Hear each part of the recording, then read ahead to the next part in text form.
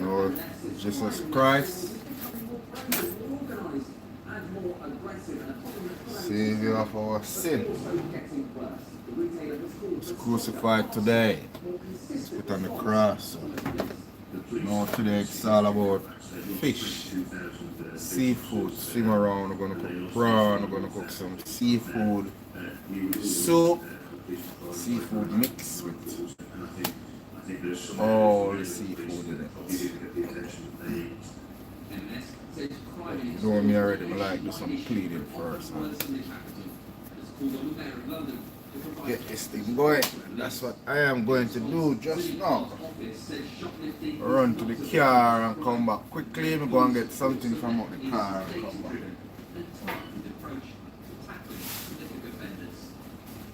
The government says its crime policing bill will make assault of a retail worker an offence.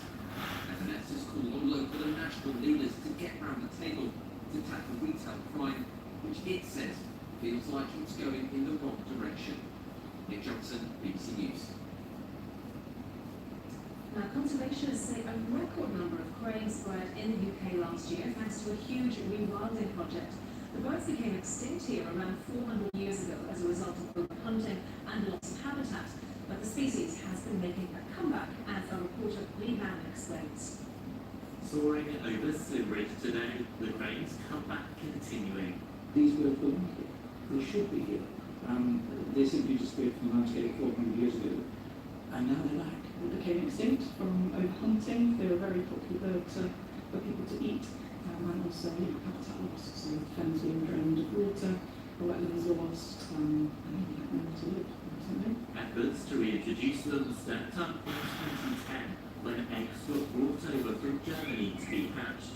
So as not to spook the young chicks, staff at Slimmering dressed up in disguise as adult cranes. Perhaps not the most convincing costumes to your eye, but when combined with their customised litter pickers used for feeding, it was enough to make the young cranes feel safe, and ultimately released into the wild. There's nice to see something new over the horizon, and the craft that the crane can logistic acceleration patterns when they can fly over. I think it's the size of them, the fact that they haven't been implementing like this. To see a bird that sort of size flying around is amazing, really. The total has been around 250 of these birds in the UK. The cranes here are in the process of pairing up and choosing their individual nest sites. Cranes often stay together for life, but not always. But in this surviving couple game, they're called Wendy and Albert. They've been going strong for the past decade. The will continue so these birds can make it off the vulnerable list and never vanish from Britain again. We imagine BBC News.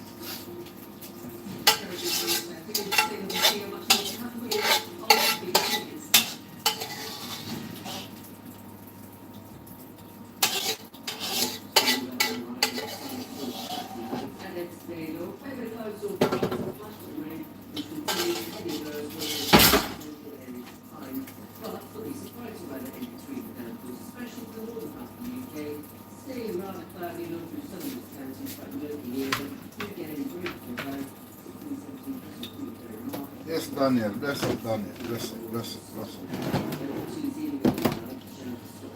Now the chop already, with some cleaning first. We'll get this thing going.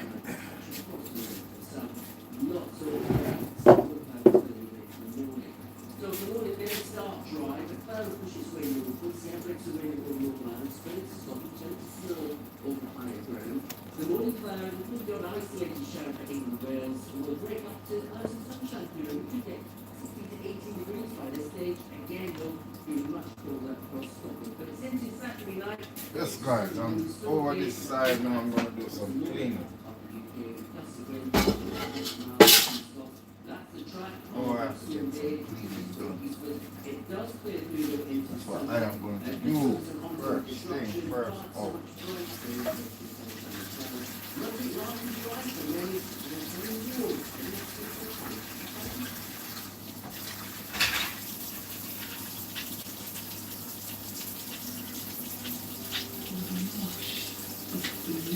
That colour of nature, the sea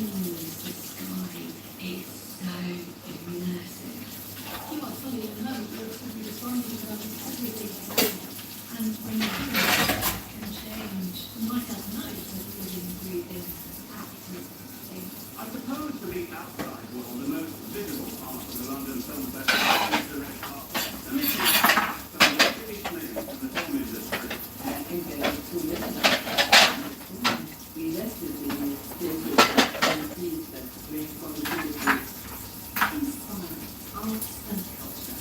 Watch on iPlayer.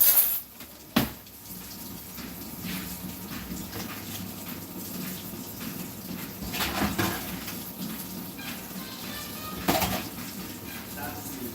You eat, sleep, and breathe.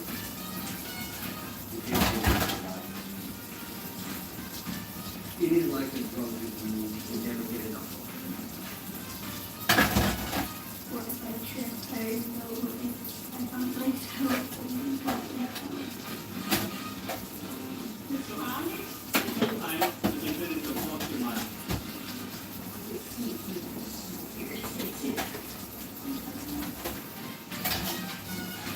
we need to stop. If I can raise boundaries. It is not. You know, it's my dream. You know,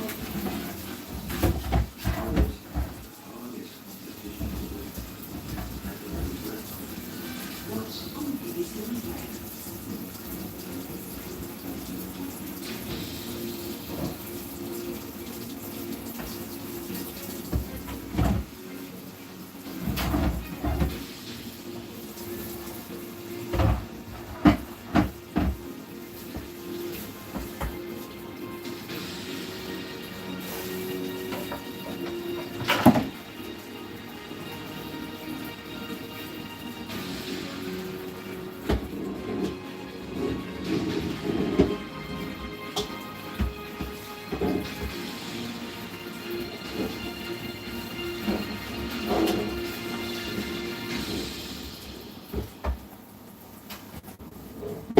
Live from London, this is BBC News. President Trump posts on his social site that with a little more time, the US can easily open the Hormuz, take the oil, and make a fortune.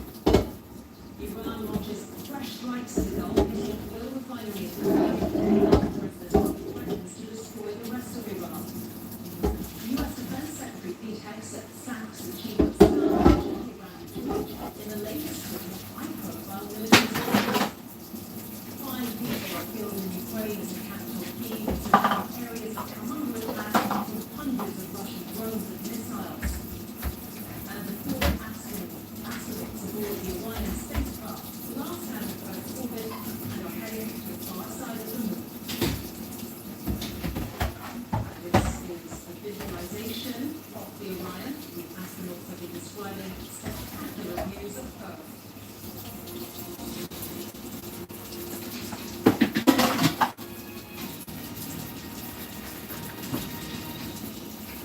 Hello, I'm Anita McVeigh. Thanks for joining us on BBC News. And President Trump has posted in the last 30 minutes or so saying the US could easily reopen crucial waterways the Strait of Hormuz and, in his words, take the oil and make a fortune. His comments come as Iran has launched fresh strikes on Gulf nations and Israel nearly 5 weeks into the conflict in the Middle East. The Iranian response has continued as President Trump repeated a threat to bomb the country back to what he called the Stone Ages. Well, the US and Israel have also carried out widespread airstrikes across Iran. A key bridge near Tehran was among the targets hit. And nearly 100 others injured. Mr. Trump posted a video of its destruction urging Iran to a ceasefire deal before it was too late. Iran has been retaliating. Let's look at some of those details. The Kuwait Petroleum Corporation said its Mina al-Ahmadi refinery had been drones working there to contain fires. The United Arab Emirates soon come under attack with 12 people reportedly injured after Iranian missiles were intercepted. And the Israeli military also said its defensive systems in the country have been operated to help Iranian missile attacks. Our local press correspondent Joey Wood has the latest on the conflict. President Trump has repeatedly claimed that the Iranian military was able to destroy it, but they still some people. This footage, released by the Revolutionary Guards, shows what they say are the 90th and most first barrel of the big war. Overnight, there were reports of what the cost of the since, including the Kuwait, where there was strikes on oil refineries as well as power and desalination plants. Last night, the head of the Arab League condemned the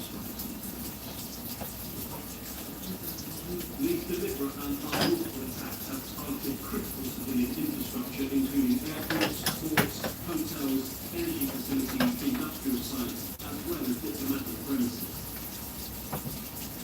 But it's not just Iran that stands accused of hitting civilian targets.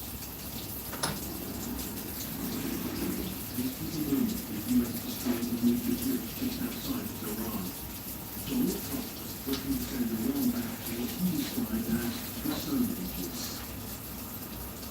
The man responsible for its construction denied it had any military purpose. The project was only designated for civilian use, nothing else. Unfortunately, it has suffered serious damage and is almost completely destroyed. All the while, the economic fallout of this war, launched by the US and Israel, continues to grow. The effective closure of the Strait of Hormuz has seen global energy prices skyrocket. In Pakistan, which is the those talks, diesel has now risen by nearly 20%. There have been a vote of the Security Council over the closure of the Strait, but that has been cancelled. A diplomatic solution still looks long. So special demands for the Trump administration to find a resolution to the war with Iran. President Trump has claimed that the US can open the Strait of Hormuz. That was the post that he wrote in the last half hour or so. Let me just recap that for you so you can see exactly what he said. Posting on his social platform, he wrote, with a little more time, we can easily open the Hormuz Strait, take the oil, and make a fortune. Clearly not one of the US stated war aims when this conflict began. And with me now, former senior officer of the military coastal security lead, Trump says the US can take this strait easily.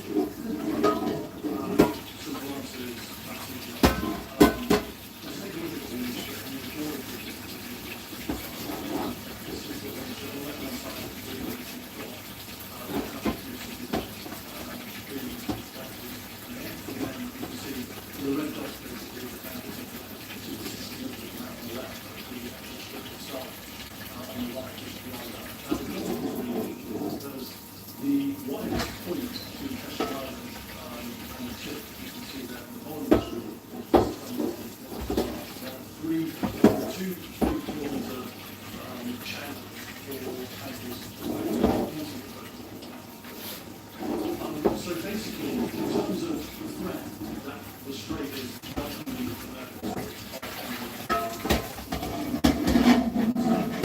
but I think what's interesting is Trump wanted to do and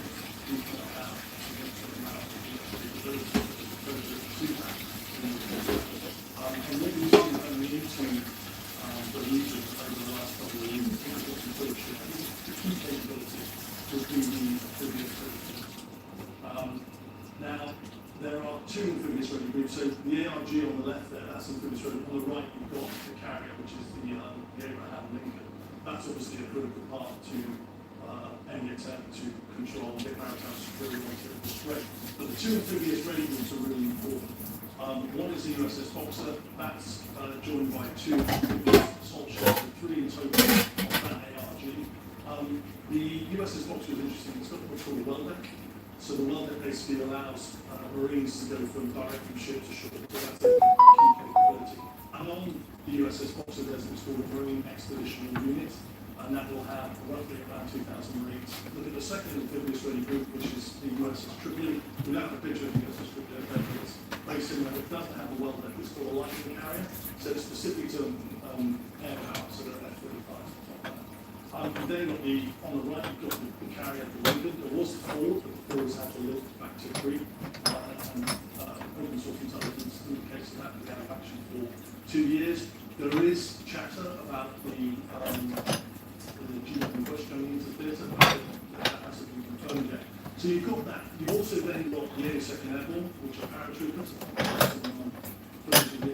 So on the left is the 82nd Airborne. They're called the tip of the spear. They're from the quick reaction Rapid response, yeah. Rapid response. They've got an 18-hour notice to move. So they 2,000 are already intelligence coming into the business with potential for another 10,000. So that's significant. They basically wear parachutes. They can deploy through aviation and they can they can drop onto any potential targets. And what's interesting about the asecond model is, if you go back to the string of Hormuz graphic again, you can see that really large island in the top there, and that's called Kashima. It's about 84 miles long, and that is full of Islamic traditional artificial capability. You've then got a number of other islands that are much smaller, I don't know if you can see on the screen, but there's around 8 to 10 other small islands, so there are 3 critical ones to the west of the Strait of Hormuz, so basically inside the Strait of Hormuz. So basically, in order for the US to do this, they would have to put boots on the ground, not the targets of Kashima, put boots on the ground through all of those islands for maritime security.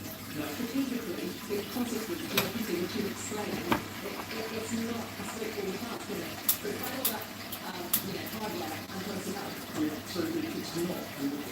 Let's go. Welcome to my live, yeah. There's another key point on here. No, today Holy Good Friday. So we just To the north, to the cook a lot of swim around today. Some fish and some prawns and some seafood, mixed soup and So we fried fish, brown stew fish. Loads of fish today. Shaheads. Yeah, that brings me on to the next question really. What capabilities do the Iranians have to respond to any efforts to actually to reopen this strait by force? We've had, conversations happening going on here in London and elsewhere about diplomatic efforts to reopen the strait. But if the US was to follow through on this threat from President Trump, how could the Iranians respond? Right, so the critical vulnerability of the US capability that would be required in order to get anywhere near the strait, the amphibious ranges. We've got 6 amphibious assault ships, they're large. And they would have to get within a certain proximity. To put them anywhere close to the Strait of Hormuz would risk strategic failure. Because, going back to your question, it's the unconventional sort of asymmetric threat that Iran has. If we go back to the Strait of Hormuz factor, we start with the conventional threat, which is ballistic missiles. I already think, through open source intelligence, that the US has miscalculated just how much of the ballistic missile program is embedded inside Iran. And if you go to the north of Kashim Island, that's terrain that basically has altitude on it, so it overlooks the strait. So the Iranians could put ballistic missiles on there, which could potentially target one of those amphibious ready-proof ships, 6 of them. That would be such risk on, it would be quite a dangerous move. In military courses of action, that would be the most dangerous. Yes, guys, that's the seafood mix I'm going to use to boil the soup. Seafood specialist. There's loads of seafood tonight. Octopus, squid, whales, prawn, everything there tonight. And the Iranians were said to have thousands, if not tens of thousands of these, and they're very mobile. You put them on launches on the back of a truck, do that, and you can launch them anywhere. All it takes is, in single ones, a single aircraft, that's quite an easy target to take out. But if you put 20 up there, the strategy from the Iranians would be just to overwhelm the type of air defense capability that the US has. And I think that's the problem, because by having cost-benefit ratio, if the Iranians start putting up a lot of these, and basically reduce the missile salvos and the ability for the US to defend against that. All it takes is for one to get through, slightly damaging amphibious ship, and then you've got strategic failure. And I think that's the risk that isn't being taken into account at all first. Okay, thank you very much for that, Michael.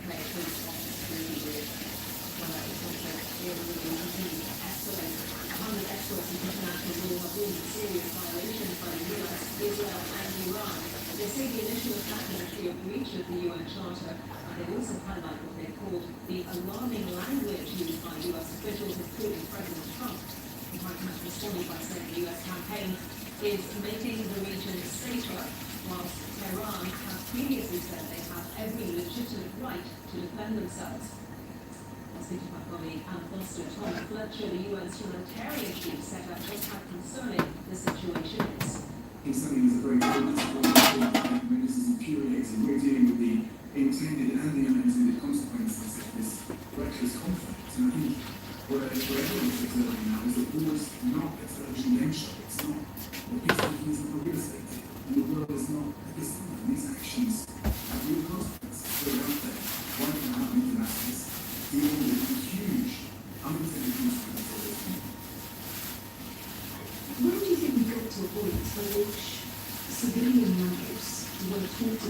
such a poorly run as they seem to be run.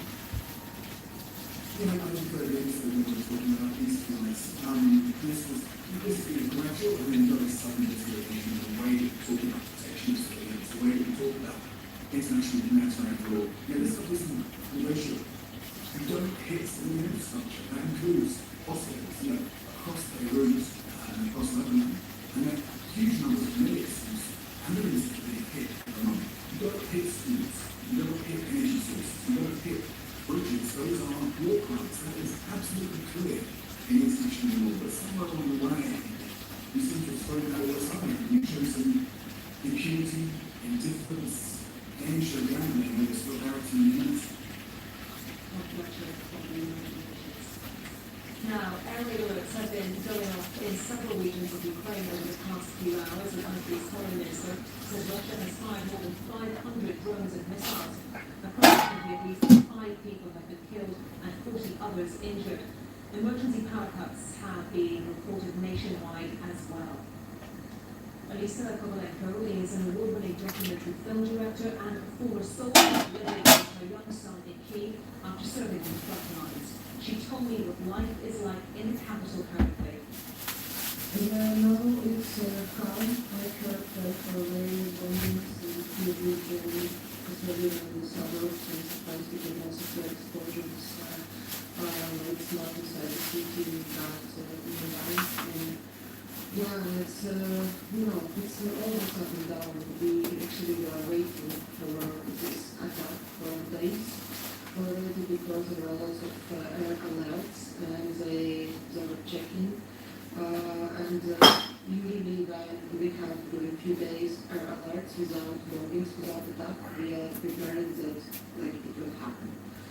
You're expecting the next wave? Yeah. And we are expecting again that of course it will continue its the circle of normal life and bombings and again normal life and it's a limbo. You have a young son, I know. How do you talk about normal life and that kind of cycle, flipping between that and attacks? How do you try to keep a sense of normality for him? It's very hard, but we try to talk with our son about everything, about geopolitics. And this morning, before he went to school, he even asked me and my partner about Iran, what's happening with Trump, and all these things. So we tried to explain him with very simple words what's happening, because when you're hiding, trying to protect your child with silence, it can provoke him even more anxious. So we are trying to talk a lot to explain what's happening, and just try to also adapt him to this reality as much as we could. But sometimes it can be unbearable when you have to hide your son in the bus stop and you don't know if he will survive this night, and the next morning you have to just behave normally, prepare breakfast, bring him to school. Yeah. President Zelensky, obviously we just mentioned his tweet of he's been in the Gulf region, as we've been reporting. But I wonder, do you think that the world feels distracted now from what is happening in Ukraine because of the war with Iran? Yes, and it's not only started with the war in Iran. I started to feel it already some time ago that war in Ukraine became this kind of white noise. It's happening there, and it's happening the same, and people start to get used to the Ukraine war. Now it's more than 4 years of full-scale invasion, and it's almost 12 years of Russian aggression in Ukraine. And it's just became something kind of normal for the world, and it's very dangerous when tragedy becomes just normality, part of normality. And I think it's important to hear human stories, to break this wall of white noise, and to feel people through the statistics. Elisa Kovalenko speaking to me earlier today. Around the world and across the UK, this is BBC News.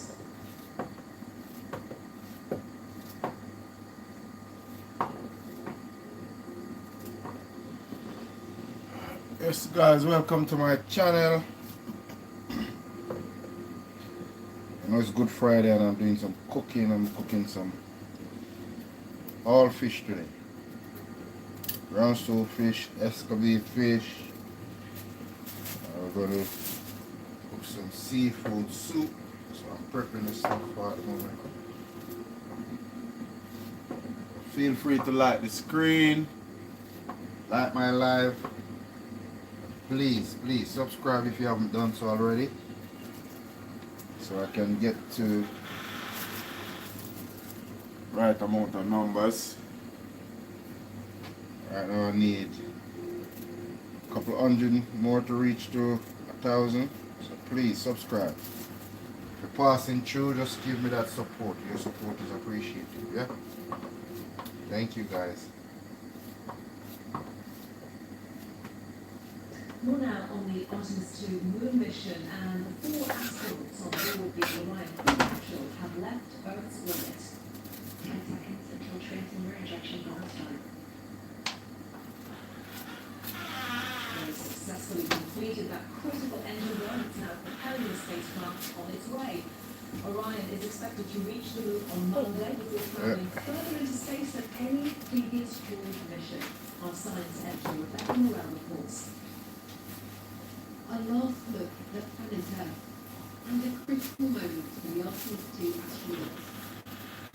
10 seconds until transmitter ejection bonus time. The firing of the engine of their Orion Integrity capsule caused the translunar injection burn, or TLI. The crew leave Earth orbit and head for the moon. Your Integrity crew is go for TLI. Distance burns to the moon. We do not leave Earth. We choose it. The crew spoke about their experience. One of the biggest surprises was how smooth riding those solids was. We all expected a really just dynamic ride, a lot of motion. We were prepared to potentially not being able to see telemetry, to maybe even not being able to, touch switches, and it was very smooth. Your support and trust in us has enabled this, and so many people that have worked for so long to make this possible. But also, we're just getting started. We worked really hard, and even though we were a little surprised to actually launch yesterday, we have a lot of mission left ahead of us. At a press briefing, NASA leaders said the maneuver was flawless.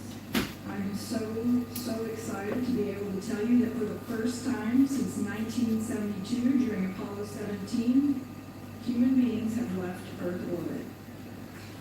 With Artemis 2's successful 552nd translunar injection burn this evening, our 4 crew members are now on their trajectory toward the moon. RS-25 engines lit. 4, 3, 2, 1. Booster ignition. And liftoff. The astronauts' journey started on a 100-meter tall mega rocket, leaving Yes guys, feel free to like my screen. in Florida. The crew spent their first day in space checking. Let me know where you're watching my live stream from. I'm in London. This is my small little kitchen that I cook to make a little papers.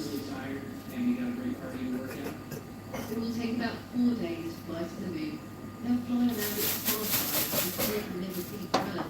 Then they'll head home, eventually splashing down in the Pacific Ocean. For now, they're already mesmerized by what they're seeing.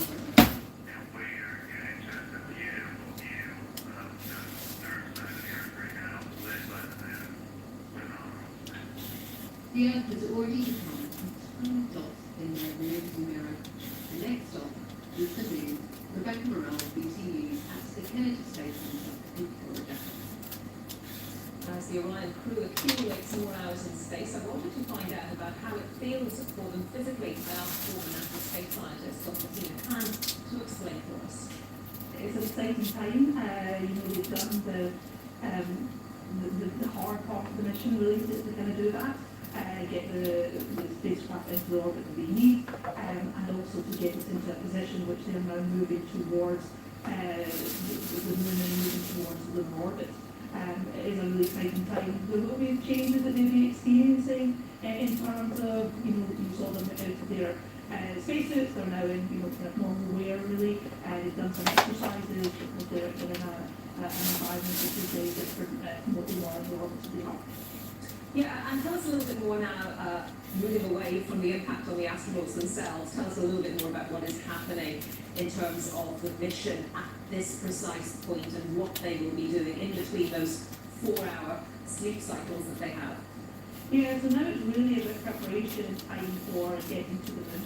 It's about a few days now that they have to really get everything ready so that when they arrive at the moon and they are in the orbit of the moon, that they have everything in place to take the measurements that they want to take, look at the imagery that they want to be able to look at from the far side of the moon, and just make sure that when they're there, every second counts. Every second that they are in that space around the moon is used proactively. So it's all about preparation now. It's all about making sure that the system how they need and that they know exactly what they're going to do when they get into the orbit. Yeah, and tell us a little bit more then about the next 24, 36 hours and what that will involve in a little bit more detail if you would.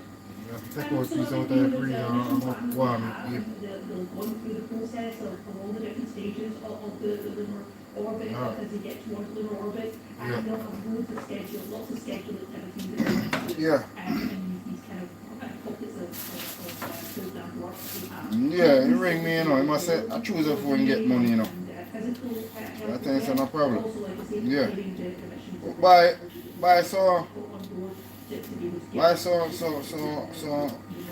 some coal where we can fry, some slice one we can brown stew. NASA space scientist, how exciting is all of this and following it day by day? Buy some coal fish so we can fry for brown stew. Very exciting, and my short tenure at NASA was really exciting. I still cook some rice and 6 and 1 for man or something. For exceptional individuals that are on this journey, it really does take, an entire world and global impact to make the difference to get them into these positions. And we have Dr. Hina Khan, former NASA space scientist, and of course CCU will be following that Artemis 2 moon mission throughout the entire 10 days around the moon and back. Do stay with us here on BBC News.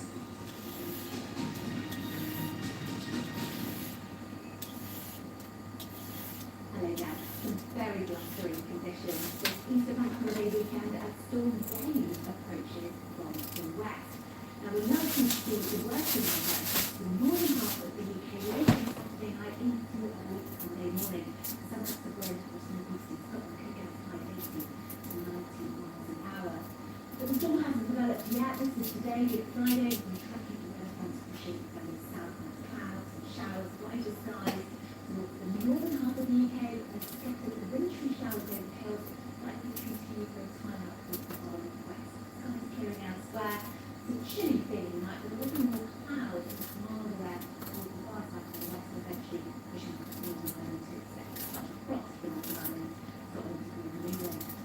Now tomorrow morning that cloud continues to push further northwards and eastwards. Some heavy rain for Northern Ireland and western Scotland and wintry over the hills with winds starting to ramp up. These Irish sea-facing coasts as well. Cloudy for England and Wales with west and brighter skies across the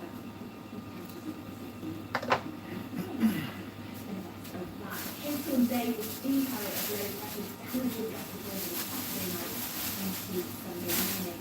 Sunday some chillier feeling air and some wintry showers with an improving picture and the detail on buildings.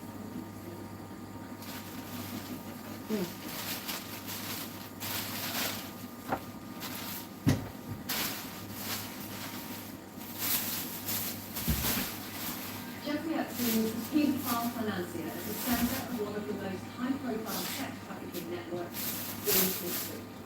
For a special programme, we put together a group of survivors here in Washington DC. Some of these women have never spoken publicly before on camera. We've got as long been isolated from conflict elsewhere in the Middle East, but the region has come under attack from Iranian drones and missiles. These here aren't saying much publicly, not wanting to be dragged into a war they didn't start. There's growing concern about what a drawn-out conflict will mean for people here. reached the quarter-finals of the Champions League as 8 of the best European teams try to reach the final in Budapest at the end of May. We'll have all the latest results, features and interviews right here on BBC News. Goes online on the website and app.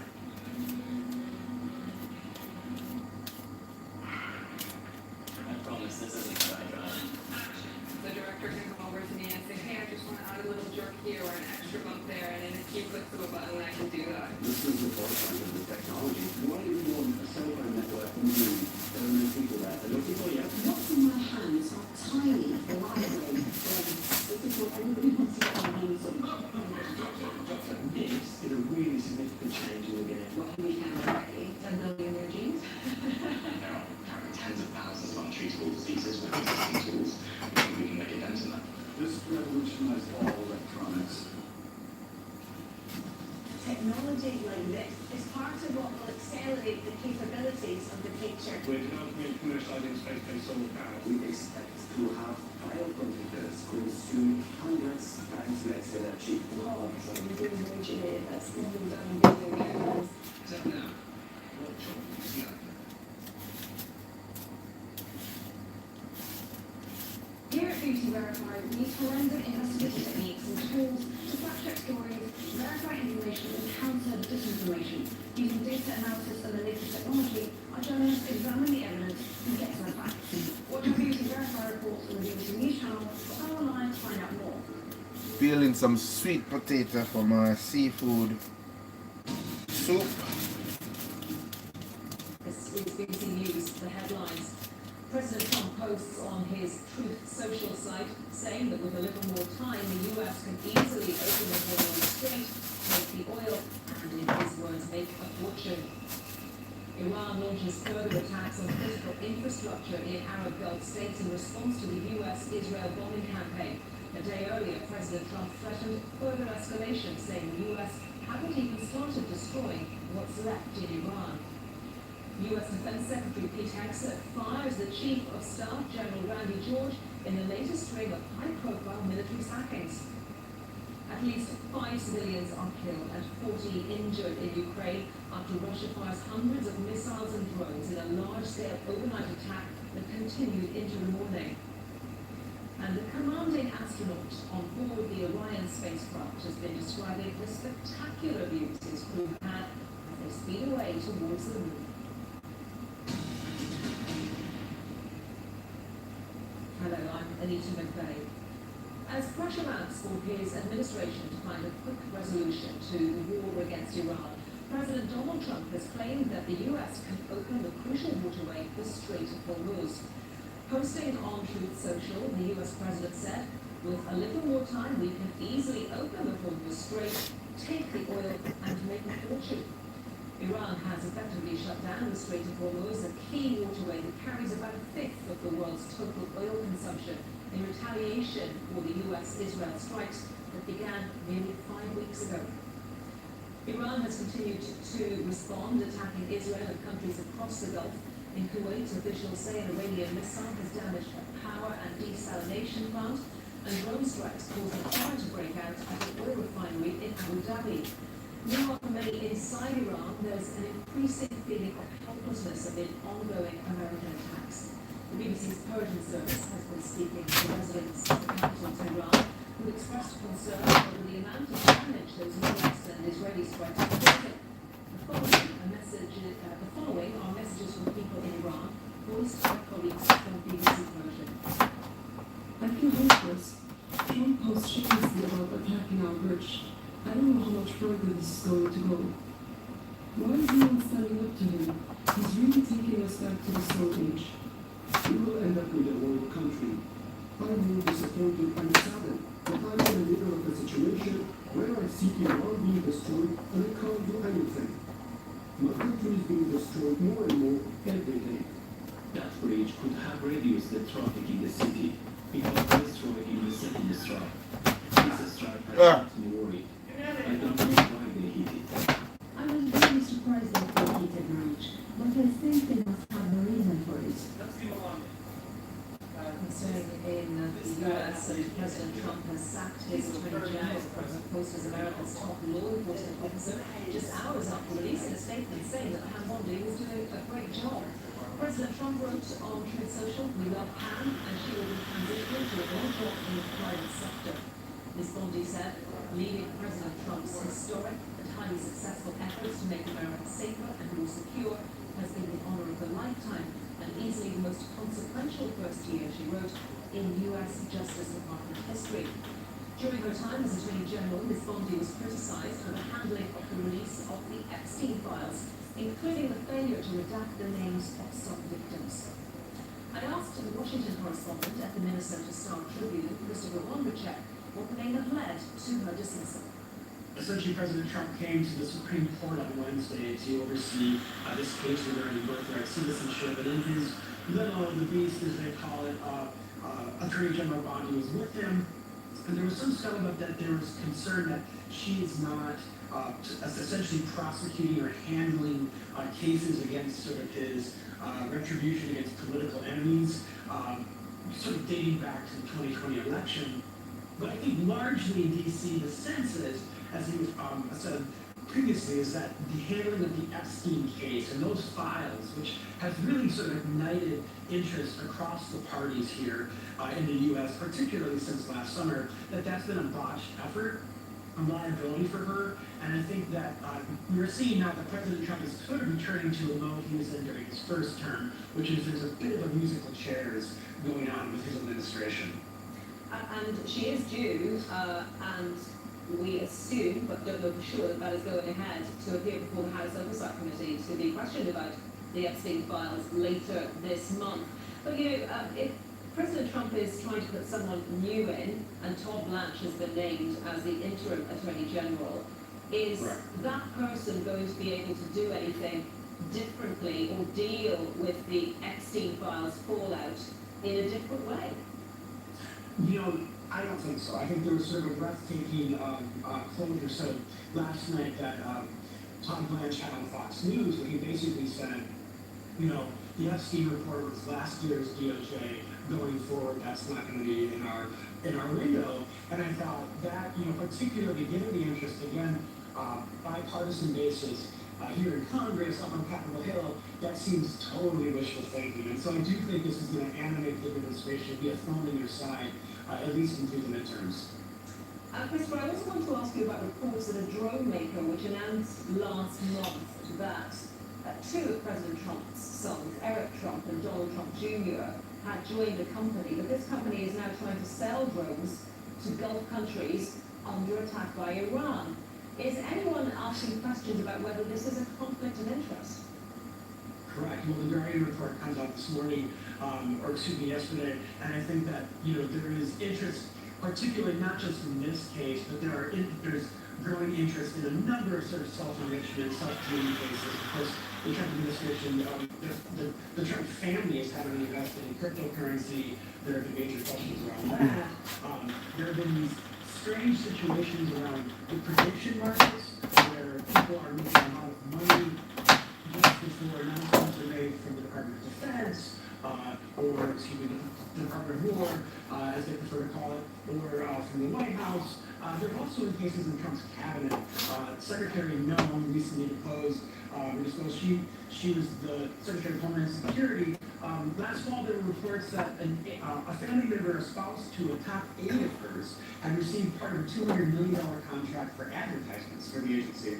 And so it does seem to think that as Trump's power sort of starts to weaken as we get closer to the midterms, that Congress, who's increasingly in a survivalist mode for the GOP majorities, will start to have to hold some of these, sort of bring some of these questions to light on committee floors and in the chamber itself. Christopher Wondercheck. Now let's return to the impacts of the US-Israel war with Iran, and Pakistan's government has raised petrol prices by more than 40% overnight, blaming the war. The country is highly dependent on imports of oil passing through the Strait of Hormuz, which has now been effectively closed. Caroline Davis has more from Islamabad. This is a dramatic increase in the price of fuel here in Pakistan, and the government here is tying it directly to the war in Iran. Now, Pakistan is highly dependent on on imported oil, a large amount of which comes through the Strait of Hormuz. And in fact, this is the second time that Pakistan's government has increased the price of fuel since the conflict began, which means that petrol has now increased 70